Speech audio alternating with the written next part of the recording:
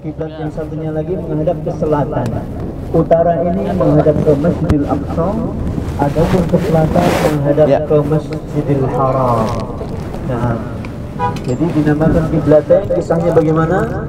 Rasulullah SAW tatkala sholat zuhur di Masjid Kiblatain ini, tiba-tiba turun ayat fawalli wajhaka syatral Masjidil Haram. Fawalli wajhaka syatral Masjidil Haram. Dalam surat Al-Baqarah, Allah Ta'ala perintahkan kepada Rasulnya untuk menghadapkan wajahnya ketika sholat ke Masjidil Haram. Setelah ke Masjidil Aqsa, ke Masjidil Haram. Dan turunnya pas beliau sholat duhur di masjid ini. Namanya dulu Masjid Bani Salimah. Nah ini jemaah, bapak-bapak dan ibu-ibu, adik-adik yang saya cintai, sebelah kiri kita, kiri depan kita ini Masjid Kiblatain. Nah, Masjid Kiblatain ini Uhud putih ini ya, di Bukit Uhud. Ini masjid yang memiliki dua kiblat. Pas beliau sholat di sini, ini dulu namanya Masjid Bani Salimah. Beliau sholat duhur, turun ayat surat Al-Baqarah 144. Akhirnya dalam kondisi sholat, beliau langsung menghadap ke Masjidil Haram sambil jalan. Jadi posisinya beliau di depan, akhirnya balik lagi ke balik 100 berapa ini? 180 derajat. Jadi sambil berjalan beliau maju ke depan untuk jadi imam, dan kaum muslimin juga berbalik arah juga mengikuti Rasulullah SAW yang membalikkan biar nanti abang bisa jawab. Nah, akhirnya semenjak itu masjid ini dinamakan Masjid Kiblatain. Nah, masjid ada yang mengatakan 8 kilo.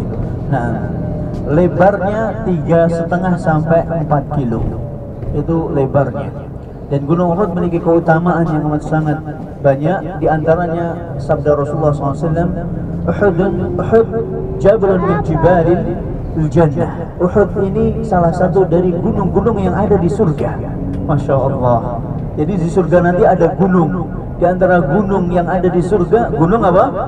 Uhud. Dan di antaranya juga keutamaannya di Gunung Uhud, Rasulullah SAW pernah naik Gunung Uhud bersama Abu Bakar, Umar, Uthman. Beliau pernah naik ke Gunung Uhud bersama Abu Bakar, Umar, Uthman. Kemudian Gunung Uhud ini bergoncang Gunung Uhud ini. Akhirnya Rasulullah SAW menenangkan, ihda Uhud, inna alaika nabiyyan was-siddiqan wasyahidain. Tenang wahai Uhud, sesungguhnya di atasmu sekarang ini ada seorang nabi, ada orang yang paling siddiq membenarkan. Nah, ada dua orang yang mati syahid. Nah, ini sabda Rasulullah SAW. Dan juga di antara keutamaan Uhud, Rasulullah SAW ketika selesai perang dari perang Khaybar, setelah selesai perang Khaybar, Rasulullah SAW ketika melihat Uhud, beliau mengatakan, Uhud jabalun nuhibbuhu wa yuhibbuna. Uhud gunung yang kita mencintai dia dan dia pun mencintai kita. Kita juga katakan pada hari ini, Uhud, sesungguhnya kami semuanya mencintaimu dan semoga engkau juga mencintai kami. Nah, Masya Allah, tabarakallah jamaah yang rahmati Allah.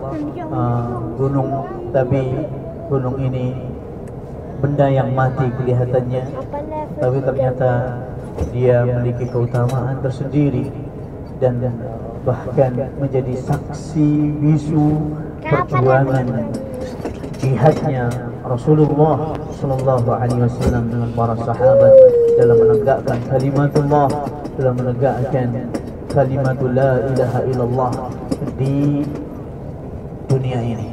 Nah,